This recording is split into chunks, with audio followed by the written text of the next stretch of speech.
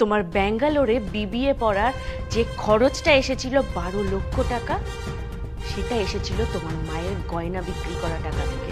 আমি সেই দিনই মন থেকে মরে গেছি, যেদিন দুই ভাই মিলে বাবা মাকে ভাগ করে নিল। আরে তোমার তো বয়স হয়েছে, বাড়িতে বসে ধর্মকর্ম করো না। শোনো, তোমার না ঘুরতে যাওয়ার বয়স নেই।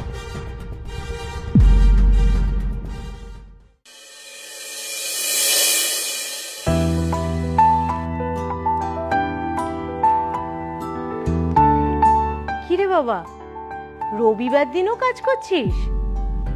রবিবার দিনটা তো কাজ বন্ধ করে পরিবারকে একটু সময় দিতে পারিস, বৌমাকে নিয়ে তো একটু ঘুরে আসতে পারিস। শোনো মা, এসব ফালতু সময় নষ্ট করার মতো সময় না আমার হাতে নেই। আর তুমি কি বলতে এসেছো সেটা পরিষ্কার করে বলো। বলছি, আমাদের যে ওই বয়স্কদের গ্রুপটা আছে না, সকালবেলা সবাই মিলে হাঁটতে যাই, ওরা সবাই মিলে প্ল্যান করেছে 3 দিনের জন্য একটু দীঘা যাবে, জগন্নাথ মন্দির দর্শন করতে। হ্যাঁ তো তো আমি ওদের সাথে যেতে চাই। 5,000 টাকা করে লাগবে। আর তোমার সেই ফুর্তির টাকাটা আমাকে খরচ করতে হবে, তাই তো? এ আবার কেমন কথা? সত্যি মা, আমি না বুঝি না। আচ্ছা, তোমরা ছেলে মেয়েদের কি ভাবো বলো তো? হ্যাঁ, টাকা পয়সার গাছ নাকি যে নাড়া দিলেই পড়বে? আরে তোমার তো বয়স হয়েছে, বাড়িতে বসে ধর্মকর্ম করো না। শোনো, তোমার না ঘুরতে যাওয়ার বয়স নেই। কিন্তু যখন ছিল সেই বয়সটা তোমাকে মানুষ করতেই কাটিয়ে দিয়েছি। ব্যাস, অমনি শুরু হয়ে গেল ন্যাকা কান্না। মানে তোমাদের এই বাবা মাদের না ন্যাকা কান্না কখনো বন্ধ হবে না। আচ্ছা, তোমরা এই বুড়ো হাবরারা কখনো বদলাবে না, তাই না? হ্যাঁ, শোনো, বাচ্চা জন্ম দিলে তাকে মানুষ করা বাবা মায়ের দায়িত্ব। এটা বারবার বলার কি আছে? আর আমি যে পড়াশোনা করেছি, ভালো চাকরি করছি, মাসে 90,000 টাকা মাইনে পাই, টিডিএস কেটে, সেটা সম্পূর্ণ আমার যোগ্যতায়, তাতে তোমাদের কোনো হাত নেই। তাই আমার কষ্ট করে রোজগার করা টাকা আমি তোমার ফুর্তির জন্য খরচ করতে পারবো না। I am really very sorry.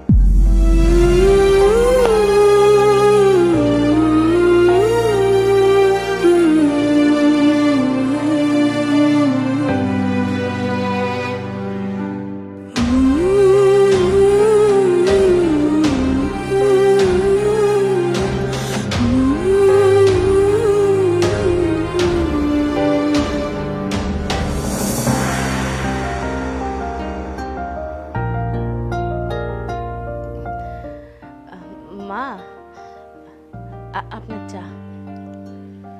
আমার পেট ভরে গেছে।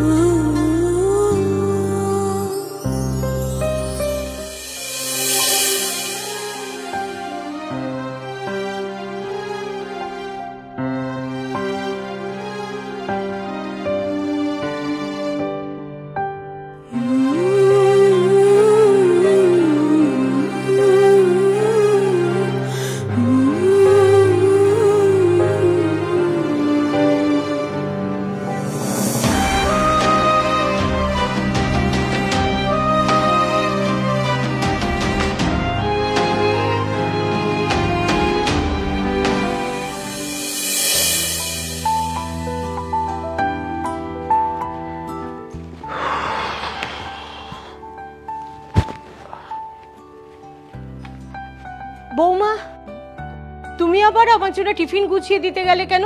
আমি রাস্তাতেই কিছু একটা কিনে নিতাম। তা কি করে হয় মা?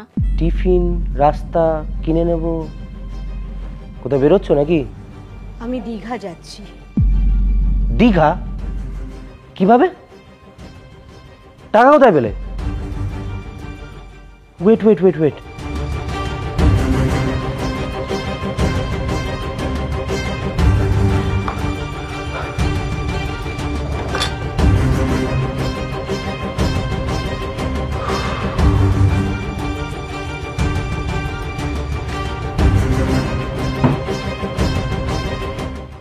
আছে টাকা? তোমার ব্যাংক ব্যালেন্স যতটা বড় হয়েছে, তোমার মনটা ততটাই ছোট হয়েছে বলে জানতাম, কিন্তু এতটা ছোট হয়েছে আমি জানতাম না।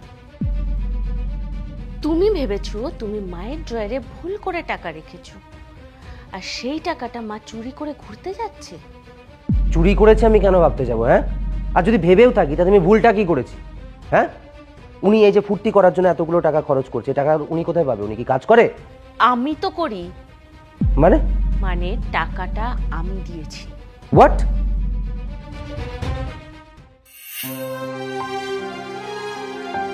মা, এই টাকাটা আপনি রাখুন, আপনার ঘুরতে যাওয়ার টাকা।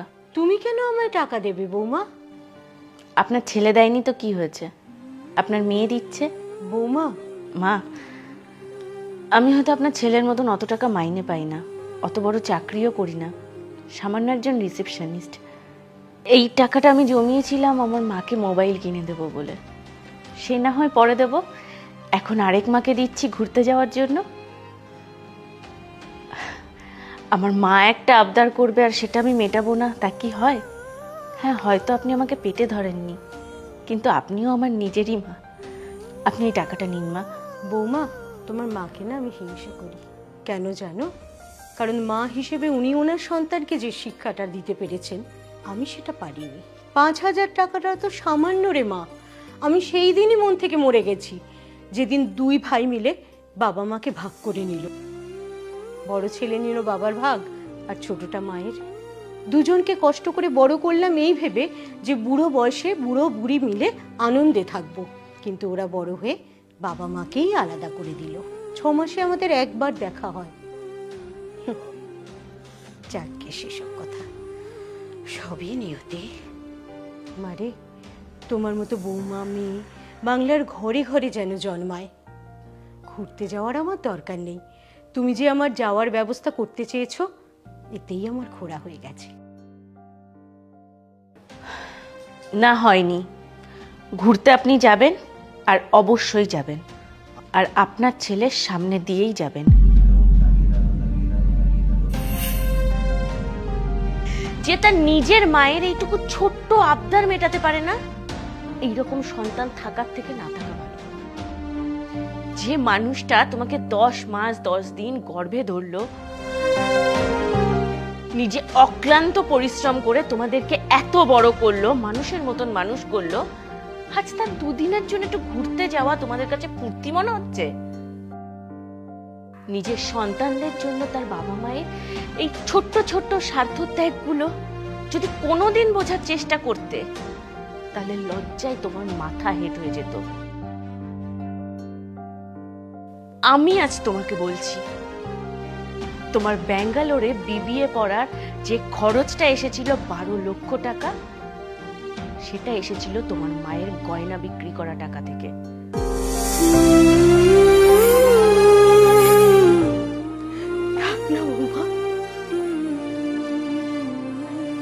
না মা, আমি অনেক চুপ থেকেছি, আর না। তোমার বাবা কোনোদিন চাকরিতে প্রমোশন নেয়নি কেন জানো? কারণ তাহলে তাকে ট্রান্সফার নিতে হতো, আর যদি সে ট্রান্সফার নিত তাহলে তোমাদের 2 ভাইয়ের পড়াশোনার ক্ষতি হতো, তোমাদেরকে বারবার স্কুল চেঞ্জ করতে হতো। তাই জন্য সে চিরকাল এখানেই থেকে গেছে। তোমার এমবিএ পড়ার যে 14 লক্ষ টাকা খরচ হয়েছিল, সেটা এসেছিল তোমার বাবার ভলেন্টিয়ারি রিটায়ারমেন্ট থেকে। আর আজ তোমার মায়ের জন্য 5,000 টাকা খরচ করাটা তোমার ফুর্তি মনে হচ্ছে? আসলে কি বলতো, বাবা মারাই ভুল। তাদের উচিত সন্তানদের কথা না ভেবে চিরকাল নিজেদের কথা ভাবা, নিজেদের ভালোর কথা ভাবা, নিজেদের কিসে খুশি সেইটা ভাবা। মা, আমি আসলে কি জানো তো স্বর্ণ, তোমার মতন এইরকম শিক্ষিত ছেলে বাবা মায়ের থাকার থেকে না থাকা ভালো। চলুন মা, আপনার দেরি হয়ে যাবে। সাবধানে থাকিস বাবা, ঠিক মতো খাওয়া দাওয়া করিস, অফিস যাওয়ার সময় সাবধানে গাড়িটা চালাস, পারলে ফোন করিস মাঝে মাঝে, ঠিক মতো খাওয়া দাওয়া করিস। মা, বৌমা চলো মা, চলুন।